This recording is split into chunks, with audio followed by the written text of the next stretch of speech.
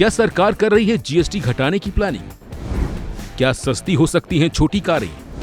क्या घट सकते हैं मोटरसाइकिल के दाम? ये वो तमाम सवाल हैं जो 15 अगस्त के बाद लोगों के जहन में घूम रहे हैं।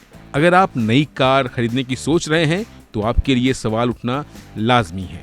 दरअसल सरकार जीएसटी यानी गुड्स एंड सर्विस टैक्स में बड़ा बदलाव करने जा रही है। प्रधानमंत्री नरेंद्र मोदी ने लाल किले से जीएसटी रेट घटाकर लोगों को दिवाली का तोहफा देने की बात कही है, जिसके बाद से ये बात लगातार चर्चा में है कि क्या क्या सस्ता होगा। ऐसे में कार वाले भी बेकरार हैं, क्या उन तक भी पहुंचेगी राहत की फुहार?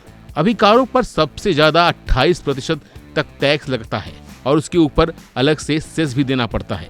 लेकिन अब इस टैक्स स्ट्रक्चर को बदलने की तैयारी है, जिससे छोटी कारें काफी सस्ती हो सकती हैं। एक ताजा रिपोर्ट में कहा गया है कि सरकार वर्तमान में जीएसटी दर को 28% से घटाकर 18% करती है, तो भारत में छोटी कारों की कीमतों में लगभग 8% की कमी आ सकती है। अभी यात्री वाहनों पर 29 से 50% के बीच कर लगता है। इसमें 28% जीएसटी और क्षतिपूर्ति उपकर शामिल हैं। यह वाहन के आकार और लंबाई के आधार पर लगाया जाता है। रिपोर्ट में कहा गया है कि नई प्रणाली में सरकार छोटी कारों पर जीएसटी को 28% से घटाकर 18% कर सकती है।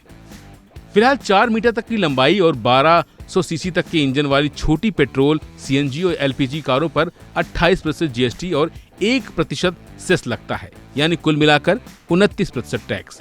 प्रस्तावित बदलाव के बाद इन्हें 18% टैक्स स्लैब में लाने की तैयारी है। इसका मतलब यह हुआ कि हैचबैक और छोटी कार खरीदने वालों के लिए बड़ी राहत मिलने वाली है। अब सवाल यह है कि एसयूवी और बड़ी कारों पर क्या असर पड़ेगा। फिलहाल इन पर 43% से 50% तक टैक्स लगता है।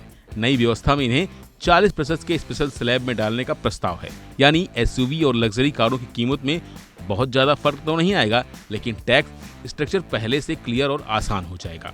अब सवाल उठता है कि सरकार क्या बदलाव कर सकती है।